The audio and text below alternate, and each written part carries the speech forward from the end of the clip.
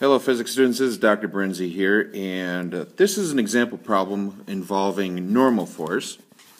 And it's an interesting problem because what we're going to find is how normal force can actually change. So we have, in this example, an elevator that's accelerating upward at a rate of 2.5 meters per squared second. And if you happen to have a mass of 50 kilograms, what is the normal force the elevator exerts on your body? So let's go ahead and draw a little diagram here. So you have an elevator, and I'm the person in the elevator, or you are, and you have a mass of 50 kilograms, and you are accelerating upward at 2.5 meters per square second. So this would be our acceleration here. A equals, there we go.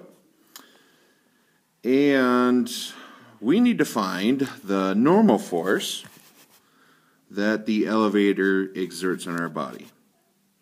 Well, let's draw a free body diagram here, but in order to draw a free body diagram, let's figure out what is interacting with us. We have two things.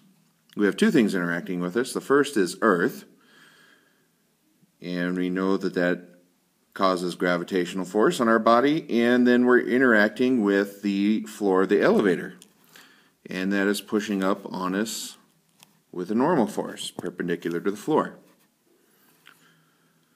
We're not interacting with anything else, so those are going to be the only two forces in our free body diagram. So if I draw a free body diagram, that will look like this. It will have Fg pointing downward, and it will have normal force pointing upward.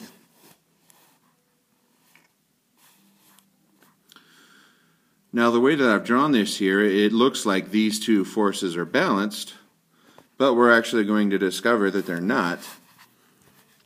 And the reason that they're not is because we are accelerating. We're accelerating up with the elevator. So these are going to be unbalanced forces according to Newton's second law. So let's set up Newton's second law in both x and the y directions. And in the x direction, there's nothing happening in this free body diagram, so I can just go ahead and write nothing's happening there. But in the y direction, I want to write F net equals ma. And I put a little subscript y there to remind myself that this is talking about acceleration in the y direction. The net force is the sum of all my forces acting up and down. So I have the normal force plus the gravitational force, and that is equal to mass times acceleration. I know that gravitational force is acting in the downward direction, and it's equal to mass times 9.8 meters per squared second.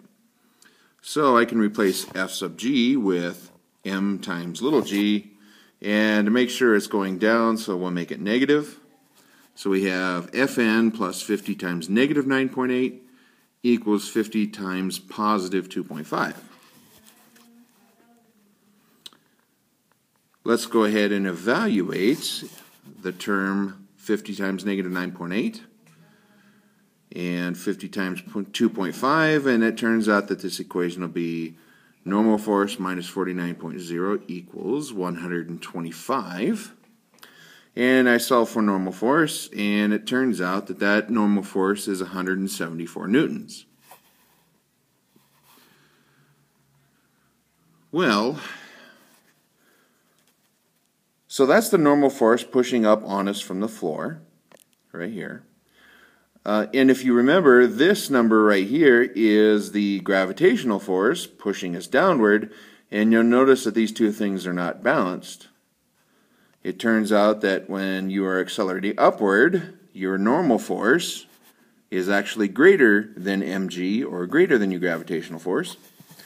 If you are accelerating downward in the elevator, this normal force will be less than m times g. So normal force doesn't necessarily need to be balanced with gravitational force, so you have to be careful about that. The way you figure out what normal force is that you have to apply Newton's second law just like we did here. So be careful about that as you work through your problems today, and I look forward to seeing you soon. Bye.